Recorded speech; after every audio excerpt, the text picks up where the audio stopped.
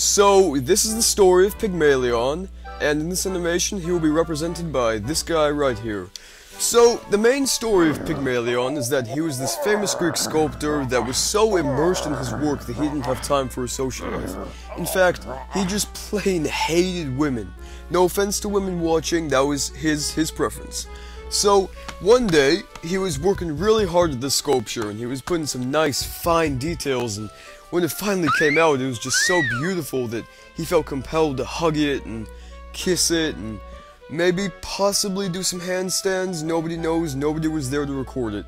And he basically fell in love with this statue so much that he would spend hours at night just staring at her. Kinda creepy if you ask me. So one day, Aphrodite was having the celebration for herself, and Pygmalion decided to drop by, give her a gift, and pray to her to bring his statue to life. Because he'd finally found his one true love in the statue and wanted to have kids and a family and that kind of stuff.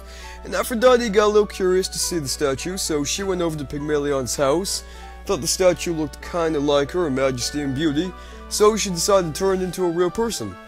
And when Pygmalion finally came home, he was just so overjoyed that they instantly got married, they had a kid, maybe a second kid, but history isn't entirely clear on that, so just get her out of the picture.